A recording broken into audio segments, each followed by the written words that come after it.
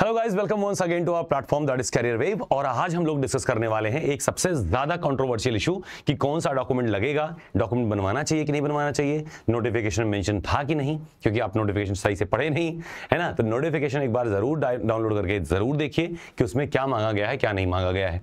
दूसरा, हम आपको दिखा रहे हैं लास्ट ईयर का जो अपना डीवी का मेल आया था कैंडिडेट्स को, उस मेल में क्या क्या चीजों की डिमांड हुई थी वो दिखा रहे हैं। प्लस हमारे पास में सेंट्रल फॉर्मेट्स हैं, उस फॉर्मेट हर डिपार्टमेंट का सेम होता है, उसको लेकर परेशान मत होइएगा। जब भी आप सेंट्रल फॉर्मेट बनवाएंगे तो लगभग वही ही रहेगा, ठीक है। क्या वैलिड रहता है क्या नहीं, यही सब। तो ये है किसी बच्चे का ये, और मैं क्या करता हूं, इसको पहले ब्लैक कर देता हूं ताकि आपको विजिबिलिटी थोड़ी क्लियर मिल जाए, ठीक है। तो हमने इसको इन्वर्ट कर दिया कलर को, I think it would be little more visible, okay. तो पहली बात तो क्या है कि जब आप क्वालिफाई कर जाते हैं तो आपके पास में आता है डीवी के लिए एक मेल, है ना। उस मेल में बताया जाता है कि किस दिन आपका आवेदन है, मतलब डीवी होना है, और जिस दिन डीवी होगा उस दिन कई प्रोसीजर और भी होते हैं, इंक्लूडिंग जो आप मेडिकल टेस्ट करा के लेके गए हैं रिपोर्ट, वो रिपोर्ट जमा होगा, इंक्लूडिंग आपका वॉइस टेस्ट, आपका साइकोलॉजिकल असेसमेंट, आपका psychological test, psychoactive substance test, है ना। तो ऐसे करके और डॉक्यूमेंट वेरिफिकेशन तो होता ही है। तो ये सारे घटनाक्रम जो होगी एक ही दिन में आपकी पूरी कर ली जाती है। बहुत कुछ करने को रहता है, बहुत ज्यादा प्रेशर भी रहता है, लेकिन वहां का स्टाफ इतना सपोर्टिव है, जो भी बच्चे गए होंगे, कि पता ही नहीं चलता क्या कष्ट है। कई बार ऐसा होता है मिसमैच हो जाती है डॉक्यूमेंट्स में, आप कितना भी कोशिश कर लीजिए कुछ ना कुछ दिक्कतें मिल जाती हैं। तो बार बार टाइम भी मिल जाता है कि ऐसा है आप इतने तारीख तक भेज दीजिए, वह मेल भेज दीजिए। ऐसा पिछली बार कई कैंडिडेट्स को देखने को मिला, और उसी की वजह से जो फाइनल रिजल्ट थी वो डिले होते होते होते होते अप्रैल पहुंच गई थी, क्योंकि मेडिकल में कई सारे लोगों में इश्यूज आ रही थी, फॉर्मेटिंग में इश्यूज आ रही थी। तो ये है कि डिपार्टमेंट लीनियंसी रखता है उनके लिए जो जेन्युइन कैंडिडेट्स हैं, फ्रॉडलेंट कैंडिडेट के लिए बिल्कुल नहीं रखता। नेक्स्ट देखिए, इसमें तो इनको मिला है, हमने ज़्यादातर चीज़ें हटा दी हैं वैसे, कि रेफरेंस इनका जो फॉर्म आवेदन था, रोल नंबर है, शेड्यूल के अनुसार इनका डीवी कराया जाएगा, स्थान बता दिया गया, यही मोस्टली हर बार होता है। फिर आप देखो यहाँ पे कुछ लिखा हुआ है, you are advise to bring the following certificates. अब ये सर्टिफिकेट्स आपको लेके जाने हैं। अब यहाँ पे हम लोग नोटिस करेंगे कौन कौन से वो सर्टिफिकेट हैं जो आपको लेके जाने हैं, और ये भी ध्यान रखना है as per the notification this should be the of financial year 2025-26। 2025-26 का फाइनेंशियल ईयर स्टार्ट होता है 1 अप्रैल से।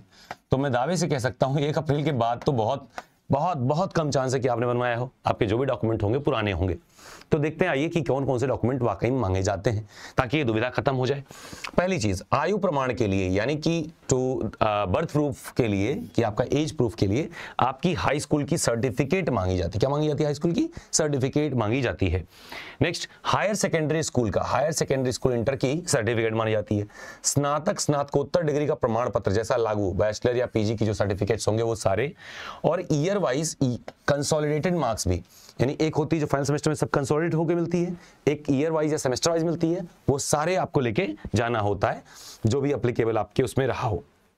यहां तक तो अभी अपना एजुकेशनल ही चल रहा है। आगे देखो, जहां से डिग्री सीजीपीए अंकित किया गया है, मान लो सीजीपीए है, ओजीपीए है, कुछ भी है, तो आपका परसेंटेज जो आपने भरा है फॉर्म में, उसको वेरीफाई करने के लिए एक कन्वर्जन चार्ट लेके आना। ज्यादातर मार्कशीट या डिग्री में ये लिख के आता है कि भाई देखो इतना सीजीपीए का मतलब लगभग इतना होगा, एक फॉर्मूला देके वो लोग करते हैं, लेकिन कई जगहों पे मेंशन नहीं रहता। इन दैट केस आपको उस यूनिवर्सिटी की वेबसाइट से या जहां से भी मिल पाए डाउनलोड करके, और उसको यूनिवर्सिटी से ही स्टाम्प करवा के या उनके लेटर हेड पे करवा के, मतलब वेरीफाई करवा के यहाँ लेके जाना होता, ताकि वो सत्यापित कर सके कि आपने जो परसेंटेज डाली है वो सही है या नहीं, ठीक है।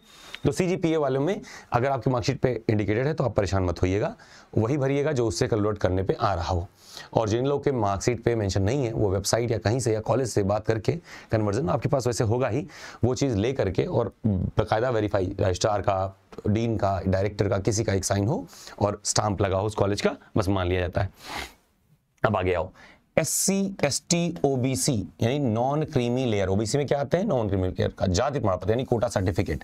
फिर यहाँ देखो EWS का प्रमाण पत्र, अगर EWS लग रहा हो तो उसका प्रमाण पत्र भी आपको लाना है। तो SC, ST, OBC, creamy layer, EWS। Ex serviceman है तो भी, डिसेबिलिटी अगर है तो उसका सर्टिफिकेट, एंड अप्रेंटिस अगर आपने कर रखा है और AI में ट्रेनिंग का तो वो भी, यानी जो भी चीजें आपने अप्लाई करी हैं वो चीज आपको लेके जानी होती है, ठीक है। क्या इतना क्लियर है? अब आगे बढ़ते हैं। आगे देखो, केंद्रीय सरकार की सेवा में अगर देखो, valid caste certificate for OBC in the format prescribed for the recruitment to the central government services. देखो ये नोट्स करना, मांगा गया, बोला गया है कि सेंट्रल गवर्नमेंट सर्विसेज का जो फॉर्मेट होता है वही। कई बच्चे कहते हैं सर स्टेट, कहीं मना थोड़ी किया गया, स्टेट वाला नहीं लगेगा, लेकिन देखो ऐसे लिख के आ जाता है तो बड़ी परेशानी हो जाती है। हो भी आपका जाएगा, ऐसी बात नहीं, टाइम दे देंगे आपको, लेकिन आप झेल जाओगे। और 1-2 महीने भी आप डिले हुए तो आप अपने ही बैच के लोगों से आप जूनियर हो जाओगे। और ये भी रहता है कितनी मुश्किल से एक जॉब मिलती है, और अगर आपने सही डॉक्यूमेंट सही समय पे नहीं बनवाए, लास्ट में बहुत परेशानी होती है। इसलिए मैं बार-बार शुरुआत में, हर वैकेंसी की शुरुआत में मैं दबाव देता हूं, मैं कोशिश करता हूं कि आप लोग ये हेडेक खत्म कर दिए, ताकि एग्जाम के टाइम कोई प्रेशर ना रहे, डीवीए के टाइम पे कोई प्रेशर ना रहे, क्योंकि एक नौकरी बड़े मुश्किल से मिलती है, बहुत मेहनत आप लोग करोगे और तब जाके मिलेगी, और मिलने के बाद छोटी छोटी चीज़ों की वजह से, 10 रुपये 100 रुपये की बात की वजह से ऐसा ना हो कि मौका हाथ से चला जाए। ठीक है, तो ध्यान रखना, जो भी कास्ट सर्टिफिकेट आप बनवाओगे वो आपका सेंट्रल गवर्नमेंट फॉर्मेट में होना चाहिए। और सेंट्रल गवर्नमेंट फॉर्मेट हर डिपार्टमेंट का सेम ही होता है, उसका नहीं कि सर हमको फॉर्मेट दे दीजिए। जब आप सेंट्रल के लिए अप्लाई करोगे जाके तो वही फॉर्मेट मिलेगा ही, ठीक है, वही फॉर्मेट मिलेगा ही।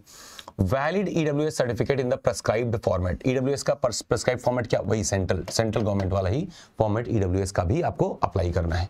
ठीक है, और एक चीज और ध्यान देना, जब ईडब्ल्यूएस आप बनवाते हो ना तो ईडब्ल्यूएस उसी फाइनेंशियल ईयर का लगता है। ध्यान रखना, ईडब्ल्यूएस जैसे अब की बार भी 2025-26 लगेगा। क्यों? क्योंकि पिछले साल का मान नहीं होता। जैसे ओबीसी 3 साल के लिए वैलिड होती है सर्टिफिकेट, पर उसका भी ये लोग इसी फाइनेंशियल ईयर का लेते हैं। तो ईडब्ल्यूएस तो एक ही सर्टिफिकेट एक ही साल के लिए होती है, एक ही फाइनेंशियल ईयर के लिए वैलिड होती है। तो इसीलिए हर फाइनेंशियल ईयर में आपको नया ईडब्ल्यूएस सर्टिफिकेट बनवाना पड़ता है।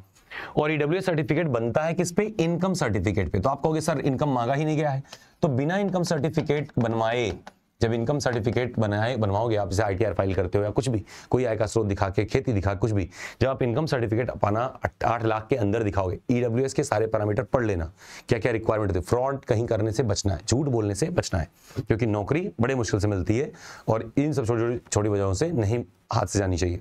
और अगर आप किसी कोटा में बिलोंग करते हो, एलिजिबल हो, तो उसका लाभ लेना चाहिए, सो दैट कि मौका ना रहे, चांस ना जाए ऐसा कि आपके हाथ से नौकरी निकल जाए। ठीक है, फिर आप देखो इनकम सर्टिफिकेट बनवाओगे किसका? इसी फाइनेंशियल का पहले इनकम सर्टिफिकेट बनेगा, फिर उसी के आधार पे आप ईडब्ल्यूएस अप्लाई करोगे।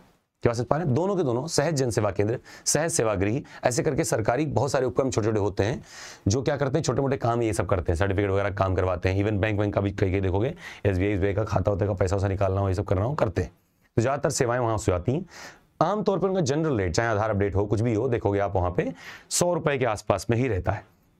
अगर आप खुद से जो गवर्नमेंट आईडी, जैसे यूपी सेवा वाली, यूपी सेवा वेबसाइट है, ये उत्तर प्रदेश के लिए, ऐसे हर साल हर स्टेट की अपनी वेबसाइट पोर्टल है, वहां से अप्लाई करोगे, कुल 10 रुपए खर्चा आएगा। लेकिन दिक्कत क्या आती है कि आप 10-12 रुपए खर्चा आता है, बट समस्या आती है आपको ट्रैक करना पड़ता है। कई बार दिखाएगा पेंडिंग इन यहाँ वेरिफिकेशन में, या लिख के आएगा कि आपके यहाँ लेखपाल गए थे, आप मिले नहीं हो, वेरीफाई नहीं हो रहा है, उनसे मिलिए, ऐसे करके।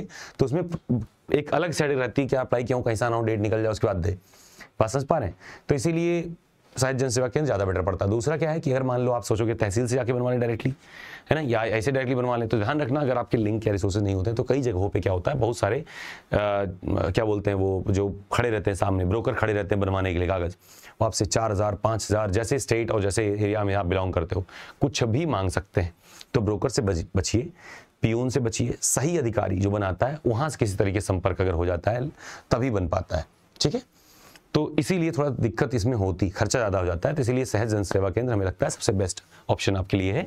एक बार जाओगे, सुबह में दे के चले आओगे, 4-6 दिन बाद 7 दिन बाद जब वो फ़ोन करेगा जाके अपना कागज उठा लेना, बीच में एक बार फ़ोन करके पक्का कर लेना कि बना है कि नहीं। ठीक है, दूसरा देखो, अगर आप केंद्रीय सरकार, राज्य सरकार या किसी ऑटोनॉमिकल बॉडी या कोई पब्लिक सेक्टर में कार्यरत हो और वर्तमान नियोक्ता से अनापत्ति प्रमाण पत्र मूल रूप में, यानी ओरिजिनल एनओसी सर्टिफिकेट लेना पड़ेगा अगर आप एम्प्लॉयड हैं central government, state government, autonomous body या पब्लिक सेक्टर पीएसयू में। ठीक है, other documents such as undertaking, resign the event selection, acknowledging copy of pride, NOC, resignation, experience certificate, it shall be provided. अगर आपको नौकरी छोड़ दिए हैं तो आपको एनओसी के साथ साथ एक्सपीरियंस सर्टिफिकेट और साथ साथ में रिजाइनिंग सर्टिफिकेट जो वहाँ होता है ना, रिलीविंग सर्टिफिकेट, वो भी लेके जाना पड़ता है। तो ध्यान रखना, एक्सपीरियंस मेंशन करते ही आपके ऊपर कई सारे और बर्डन पड़ जाते हैं जो कि आपको दिखाना है। तो समस्या ये आती है कि क्या एक्सपीरियंस अपना मेंशन करें या ना करें।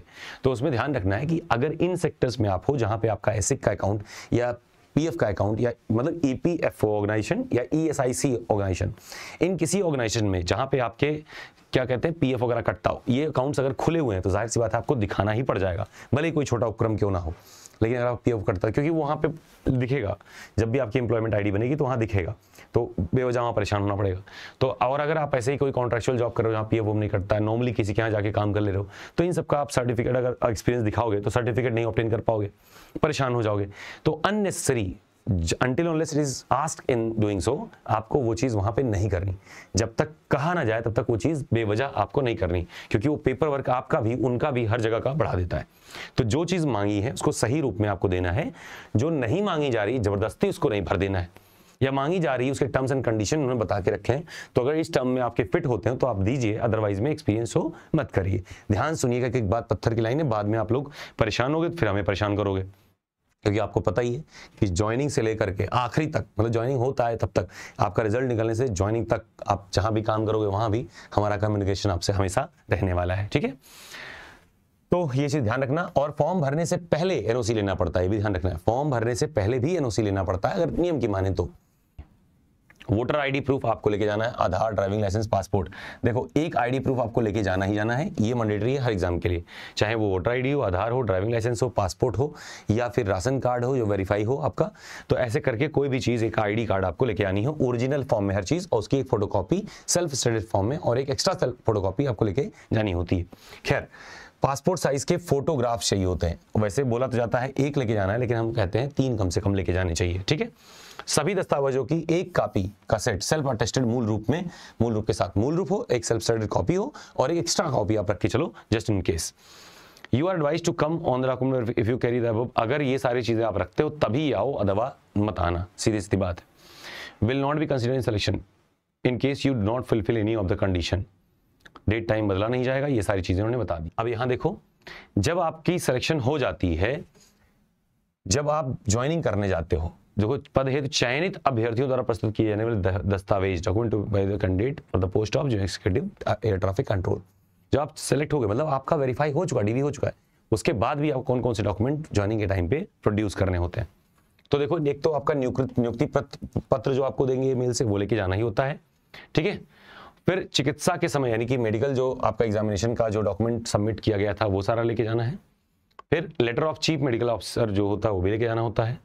अभ्यर्थी का विवरण, जो घोषणा पत्र की कई सारे फॉर्मेट लोग देते हैं, जैसे वैवाहिक घोषणा पत्र, चरित्र प्रमाण पत्र, ऐसे करके, तो सब आपको लेके जाना होता है।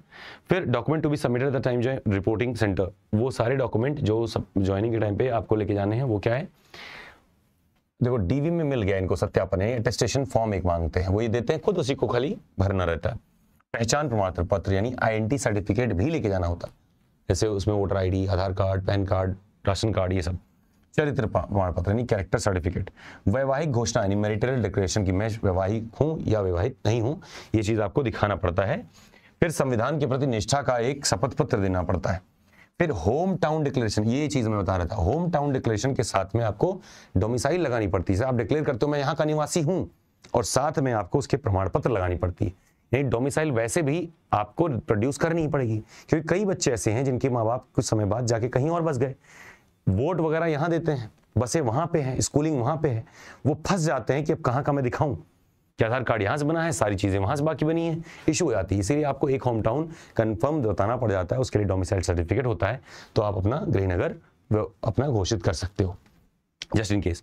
तो इसीलिए मैंने सेशन लिया ताकि आपको ये दुविधाएं ना रहें जो आपको रोज रोज होती हैं। आप कॉल करते हो, सर ये तो बोला ही नहीं गया, आप फर्जी बनवा दे रहे हो, खर्चा करा दे रहे हो, तो देखो यहाँ पे ये चीज आपको बाद में लगेगी। सियोरिटी बॉन्ड जो बनती है आपकी, वो एक कई सारे मिथ हैं इस पे कि 7 लाख रुपया ले लेंगे अगर नौकरी छोड़ दोगे, ऐसा वैसा। तो एक दिन हम लोग सियोरिटी बॉन्ड पे भी डिस्कशन करेंगे आगे आने वाले सेशंस में। डेली एक सेशन आपके लिए लेके आएंगे, और जो कि बहुत बेनिफिट रहने वाला, बेनिफिशियल। तो कोशिश ये करिएगा, वैसे तो हम आपसे कुछ मांगते नहीं, बस इतना सा करिएगा कि वीडियो को लाइक तो आप कर ही देते हो बिना कहे ही, बस सब्सक्राइब कर दो और थोड़ा बहुत शेयर कर दिया करो लोगों के साथ में कि इन्फॉर्मेटिव वीडियो। अदरवाइज यूट्यूब पे आने का कोई मतलब बनेगा नहीं ना, क्योंकि बैच में ज़्यादा वर्क पहले से रहता है, तो हम लोग बैचेस में ज़्यादा डेडिकेटेड होते हैं, तभी सिलेक्शन दे पाते हैं। तो यूट्यूब पे अगर हम कोई चीज़ फ्री में लेके आ रहे हैं, तो बस इतना सा कि आप शेयर कर दो, थोड़े सब्सक्राइबर बढ़ जाए। 1.5 साल से 41,000 ही बना हुआ है ना, तो थोड़ा सा सपोर्ट आपका चाहिए होगा। ओके, 4 पासपोर्ट साइज की फोटो लेके जानी होगी ज्वाइनिंग के टाइम पे। शैक्षिक, व्यवसायिक या जन्म की तारीख, जाति प्रमाण पत्र, ठीक है, ईडब्ल्यूएस प्रमाण पत्र, दिव्यांगता या जो भी प्रमाण पत्र आपके लगे हों, प्रोफेशन का, डेट ऑफ बर्थ का, कास्ट सर्टिफिकेट, सारा कुछ आपको लेके जाना होता है ज्वाइनिंग के टाइम पे। फिर से भले वेरीफाई हो चुका एक बार, तब भी एक्सपीरियंस यदि अप्लीकेबल है तो वो भी लेके जाना पड़ता है। और यदि केंद्र सरकार यहाँ पे कहीं हो तो आपको एनओसी भी लेके जानी पड़ती है, और रिलीज सर्टिफिकेट भी लेकर, रिलीविंग सर्टिफिकेट भी बनवाना पड़ता है, क्योंकि आप पहले तो एनओसी लेते, बाद में आप रिजाइन करके जा रहे हो ज्वाइनिंग ना, तो आपका रिलीविंग सर्टिफिकेट भी लगता है ज्वाइनिंग के टाइम पे। ठीक है, अगर मान लीजिए कभी आपने कहीं नौकरी की हो और आप छोड़ दियो, तो एक्सपीरियंस अगर दिखाओगे तो समस्या ये हो जाती है कि वहां तो मार करके आए हो, वहाँ से कुछ मिलना उलना है नहीं, पीएफओ अकाउंट आपका तो कुछ था ही नहीं, फर्जी में आपने दिखा दिया, अब उसके लिए आप सारा कुछ बना रहे हो, है ना। तो ऐसे चीज़ों से बचिएगा। बेवजह की एक्सपीरियंस जो होती नहीं, मान्य ही नहीं है, उसको दिखा के अपना और उनका पेपर वर्क क्यों बढ़ाना। जो चीज़ मांगी गई है, जो चीज़ पूछी गई है, वो सारी चीज़ें क्लियरली स्पष्ट शब्दों में आपको बताना है, अप्लाई करना। फॉर्म भरते समय 2 डिजिट में अगर आपको परसेंटेज मांगा था, 2 डिजिट में ही भरिए। और 2 डिजिट कैसे पाएंगे? अगर सीजीपीए है तो उसको कन्वर्ट करिए। अगर आपका 80.1 आ रहा है तो 80.10 लिखिए, ठीक है। मतलब आपको 2 डिजिट पूरे भरने चाहिए, यानी हर चीज़ क्लियरली, थोड़ा ठंडे दिमाग से भरिएगा। जिस दिन फॉर्म खुलेगा उस दिन मत भरिएगा, हम आपको एक वीडियो दे देंगे, मतलब भरते हुए पूरा बना के, तो उसके बाद में आप उसको देख के भरिएगा। इधर उधर के लोगों के चक्कर मत पड़िएगा। प्लेटफॉर्म पे बड़े बड़े दावे करने वाले लास्ट ईयर भी मिले थे, अब जाके अक्टूबर का देखना 23 में बहुत बड़े बड़े हाँकने वाले लोग मिलेंगे, ना कोर्स कराएंगे ना चीज़ करेक्ट करवाएंगे, आपकी सब कुछ गड़बड़ हो जाएगी। चिल्ला चिल्ला के बोलेंगे कि ये नहीं आएगा, यही आता, ये आता, वो आता, और बाद में वो मुकर जाएंगे, ठंडे बस्ते में चले जाएंगे, तो उनका तो स्वार्थ सिद्धि हो जाएगा। वो आपको डेली तक पीछे पड़े रहेंगे जब तक आप उनसे जुड़ नहीं जाते। लेकिन कोशिश ये करना, ऐसे दावों से, ऐसी चीज़ों से बचे रहना, वेरीफाई कर लेना पहले, फिर आना, क्योंकि ये 2 ही महीने का गेम है, तो इधर उधर चक्कर में नहीं पड़ना है, ढंग से आपको करना है, ठीक है। ढंग से तैयारी करनी है चीज़ों की। देखो ये घोषणा पत्र का फॉर्मेट है, ये सब देते हैं वो चीज़, ठीक है। परिवार के सदस्यों द्वारा ये सब, सगी बंदी भाई बहन कितने हैं, सब पूछा जाता है। और इसी में नहीं, कोई भी जॉब आप ज्वाइन करोगे, क्या क्या पूछा जाएगा अभी आप नहीं जानते हो, कि कौन कौन आपके यहाँ क्या है, कौन है, किससे बनवाना है, कौन सी चीज़, ये सब कुछ सारा डिटेल लगता है। और इसी सब को बनवाने में टाइम लगता है, जो कि कैंडिडेट क्वालिफाई होने के बाद भी खुद से नहीं बनवा पाते। तो उसमें सहयोग पड़ती है किसी समझदार व्यक्ति की, या किसी के पास जिसके पास अनुभव है। हो सकता है आपके पास कोई हो सकता है आपके पास ना हो, तो ऐसे में कोई ऐसा प्लेटफॉर्म हो कि लाइफ टाइम आपको सपोर्ट करे कि हाँ मैं करवा दूंगा ये। आप एक बार ज्वाइन कर लोगे ना, सारी जानकारी अपने ही आ जाएगी। लेकिन जब तक आप अकेले हो तभी तक दिक्कत है। जब आप ज्वाइनिंग कर लेते हो तो आपके पास पूरी टीम होती है ना, कोलीग्स होते हैं, सपोर्ट कर देंगे, कोई बता ही देगा।